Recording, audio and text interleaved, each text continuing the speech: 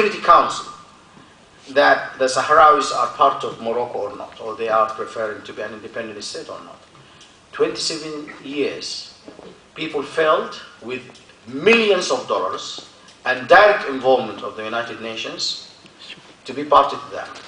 Leave alone what's happened in Kashmir. I worked briefly in Kashmir, and I still believe that what's happening in Kashmir is going to be re-encountered again in Abyei. Abyei, believe me, is going to be Kashmir of the Sudan. It's not going to be sorted, despite the running to Washington and coming back and forth. So there is a lot of built-in time bombs. Deliberately, in my sense, I don't believe in conspiracies, but I believe in strategic planning.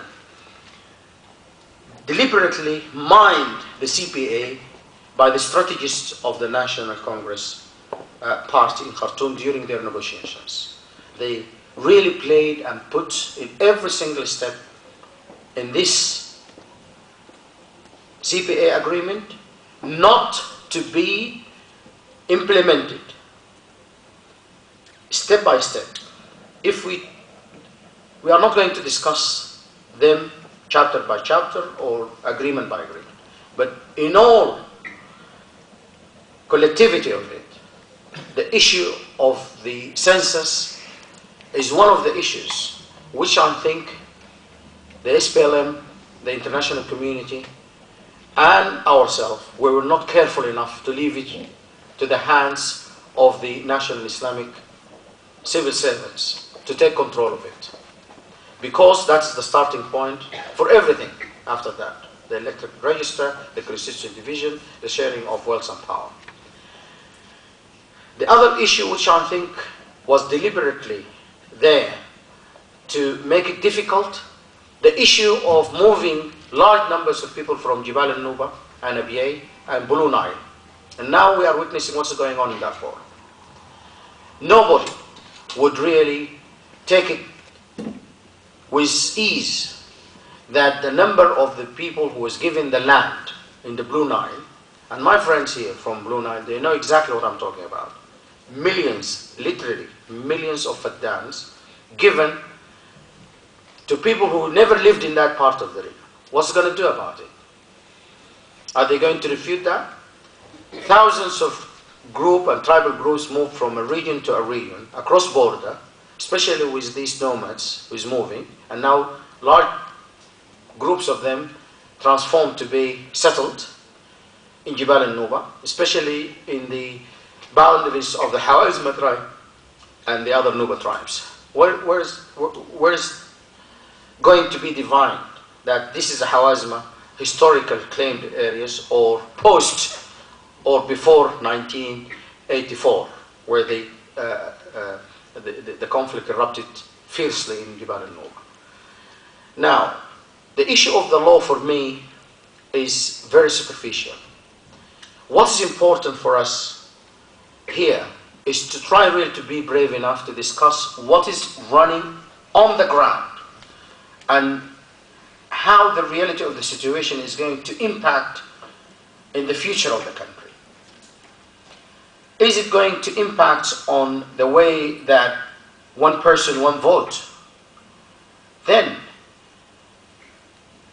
in the way that now they are dividing the issue in 1996, we know that some of the members of 1996 parliament, they were elected by less than 4,000 members to the party.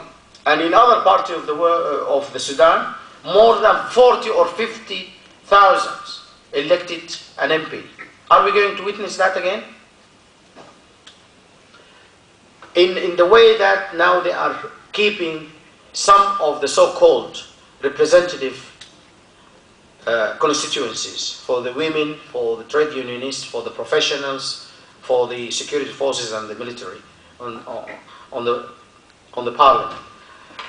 They are going to be elected by how many people? In the 1996, few of them elected by less than 23 votes. And the record is there for everybody to go back and check it again. I think the issue for us here, what is the way forward? Are we going to witness a fair election in the Sudan? It is too late for anybody to say that is going to happen in the Sudan.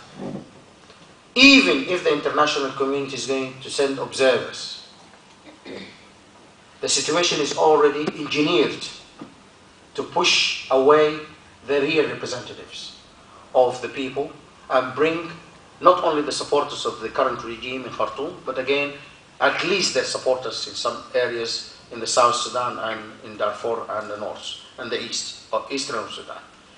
What I'm trying to say, we left the issue of the census on the hands of these criminals. We left the issue of defining the starting point of the whole democratic transformation process on the hands of people we never trusted one day, and they were enemies to the people, Sudanese people for at least for the last 30 years. At the same time, it's too late for us to say we're going to witness a fair election in the north. Even for a partner to the regime, the government is raiding the offices of the SPLM in Khartoum, it's public knowledge for everybody, and confiscating the documents. The government is abusing the political and discrediting the political leadership of the SPLM without nobody even moving a finger. The government is establishing 2 satellite channels outside of the Sudan dedicated to transmit at the time of the new year, so it's coinciding with the election. They are 100% in domination, and I'm saying this again, 100% domination of the media, TV, radios, despite the 20 radios, FM radios in the south, which is controlled by the SPLM or the sympathizers. Nothing of what the SPLM is saying is heard in the north. In the TV, although they are partners, they are not in the national TV or the national radio. And plus 2 satellite channels, which already now is going to transmit by the 1st of January 2008. Complete dominance. The SPLM, as a partner, they don't have an influence in a daily newspaper today after 3 years of almost of the CPA.